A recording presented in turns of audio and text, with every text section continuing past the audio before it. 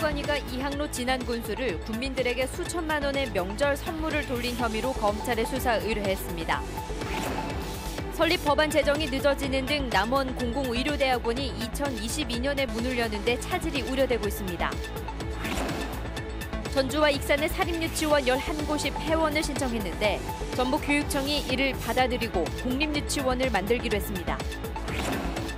군산 전북대병원 설립 예정지의 주인들이 보상 가격이 너무 낮다면서 반발해 건립 일정이 또 늦어질 전망입니다. 여러분 안녕하십니까? JTV 8시 뉴스입니다. 이항로 진안군수가 선거법 위반 혐의로 수사를 받고 있습니다.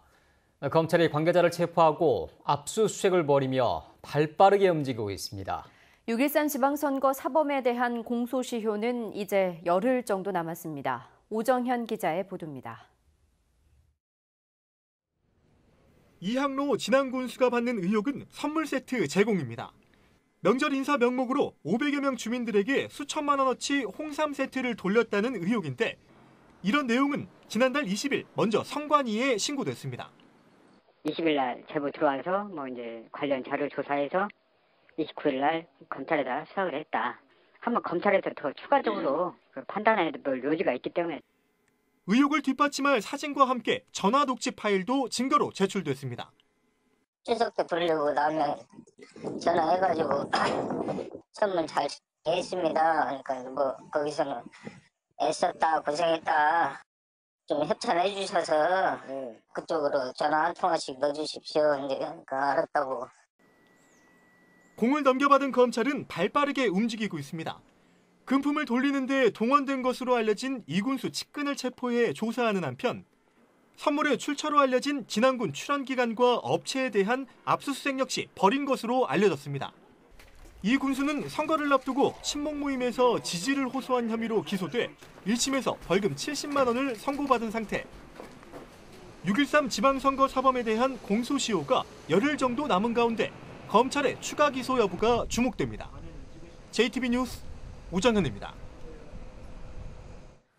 전주와 익산의 사립유치원 11곳이 결국 문을 닫을 것으로 보입니다. 원화가 줄어들었고 무엇보다 사립유치원에 대한 여론이 크게 나빠진 것도 영향을 줬습니다. 전북교육청은 폐원 신청을 모두 받아들이고 공립유치원을 확대해서 원화를 수용하기로 했습니다. 조창현 기자가 보도합니다.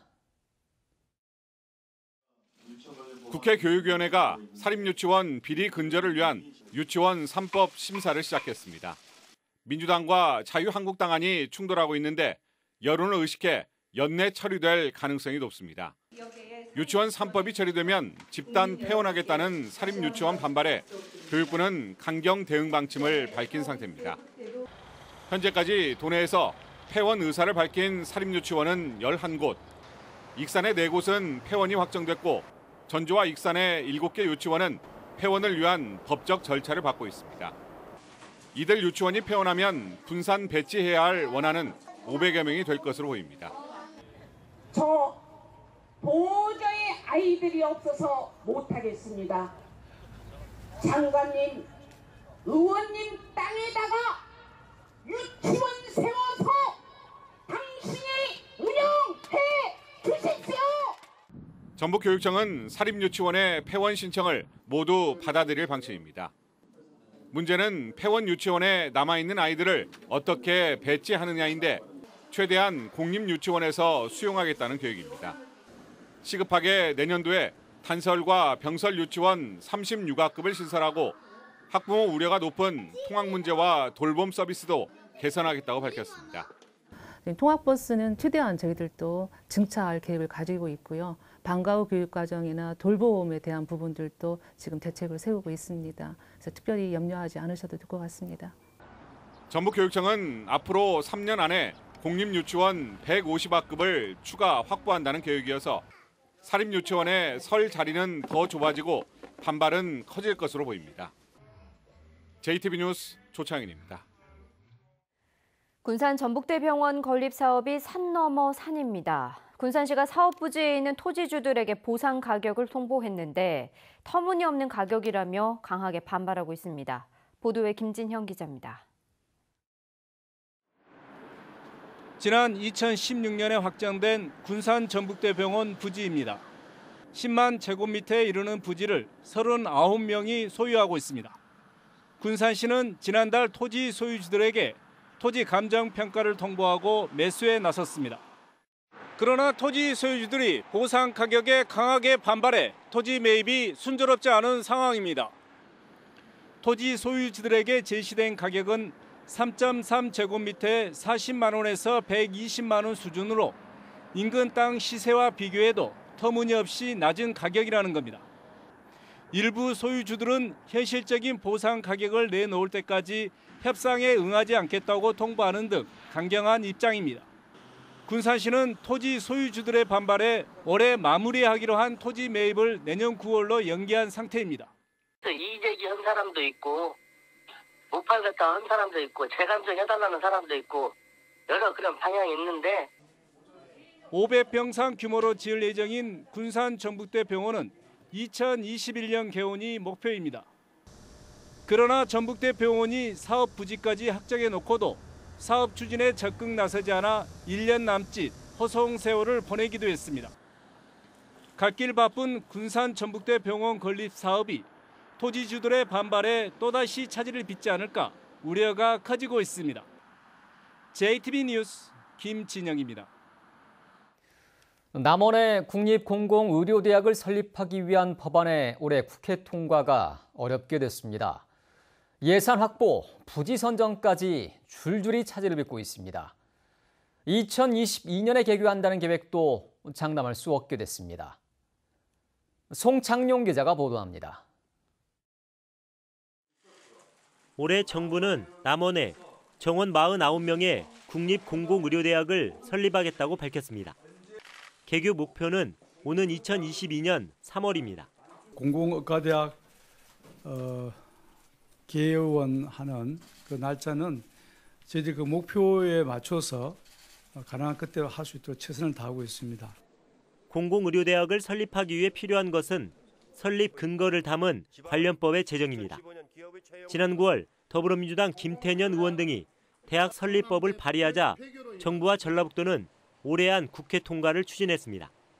하지만 야당인 자유한국당과 의사협회의 반대 속에 올해 안 제정이 사실상 물 건너갔습니다. 내년 2, 3월 안에 법안이 통과될 수 있도록 우리 도에서는 적극적으로 노력을 하고 있다는 것을 말씀을 드립니다. 법안 통과가 무산되면서 대학 설립을 위한 사업비 준비와 투입도 차질을 빚고 있습니다. 국회에서는 설계비 5억 4천만 원 가운데 절반가량이 삭감됐고 남원시는 부지 선정 절차를 중단했습니다. 어느 정도 근거가 좀 나와야 부지 선정 절차도 거치고. 서남대 폐쇄 이후 어렵게 유치에 성공한 국립공공의료대학의 설립이 법 제정 지연으로 계획보다 늦어질 것으로 보입니다. JTB 뉴스 송창용입니다. 국회의 내년도 예산안 처리가 법정 시한을 넘긴 가운데 밀실 심사에 대한 비판이 나오고 있습니다. 국회 이용호 의원은 1인 시위를 통해 470조 규모의 국가 예산안을 원내대표와 간사들만 들어가서 속기록도 남기지 않고 처리한다며 이른바 깜깜이 심사에 대한 문제를 제기했습니다. 이 의원은 이런 심사로는 힘 있는 의원들만 증액잔치를 하게 된다며 꼭 필요한 지역 예산이 뒷전으로 밀리지 않도록 심사 과정을 공개하고 시스템을 개선해야 한다고 주장했습니다. 지난달 25일 정읍 동진강에서 채취한 야생조류 분변에서 검출된 AI 바이러스는 저병원성인 것으로 확인됐습니다. 이에 따라 검출 지점 반경 10km 안에 설정된 방역대는 해제됐습니다. 전라북도는 철새 도래지에서 AI 바이러스가 계속 검출되고 있다며 철새 도래지 출입을 삼가하고 축산농가에선 소독을 철저히 할 것을 당부했습니다. 고창군이 김성수 동상 철거 문제와 도로 이름인 인촌로의 개명 여부를 묻는 주민 여론조사를 시작했습니다. 그런데 인촌로를 주소로 사용하지 않는 주민들까지 조사 대상에 포함시켜서 그 배경을 놓고 논란이 일고 있습니다. 정원익 기자의 보도입니다. 지난달부터 고창군이 시작한 여론조사 설문지입니다. 인촌로 도로명에 대한 변경 여부, 새마을공원 김성수 동상에 대한 철거 여부를 묻고 있습니다. 고창군이 선정한 전문 업체가 오는 25일까지 전화와 대면 조사를 통해 군민 1000명의 답변을 얻으면 끝나는 방식입니다. 문제는 인촌로를 사용하는 주민들은 260여 명뿐인데 관련이 없는 주민 수백 명의 의견까지 듣는다는 겁니다. 고창에는 김성수에 대한 향수가 깊은 노년층이 많은데도 설문 대상까지 무작위로 정하고 있습니다. 비효율적이라는 거죠.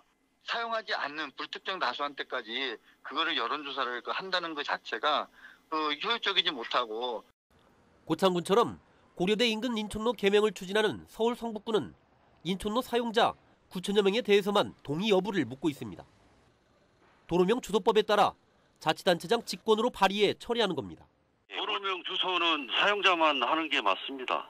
도로명 바꾸는 것은 주소 사용자만 이렇게 법에 규정돼 있어요. 그렇게. 고창군은 도로명 개명을 검토하기 위한 참고 자료일 뿐이라고 해명했습니다. 직권 발의를 할지 말지를 결정할 수 있는 어떤 참고 자료로 사용한다는 얘기죠.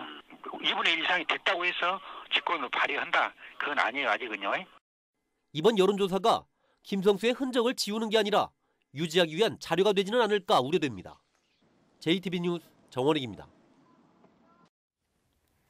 환경부가 고농도 미세먼지가 발생하면 운행을 제한할 수 있는 배출가스 5등급 차량이 전북에서는 14만 1,700여 대라고 밝혔습니다. 이는 전체 등록 차량의 16%로 경유차가 14만 340대, 휘발유와 LP가스 차량이 1,400대가량입니다. 이들 차량은 내년 2월 15일부터 시행되는 미세먼지 저감 특별법에 따라 조례가 만들어지면 미세먼지 고농도 발생 시 운행 제한 조치가 가능합니다.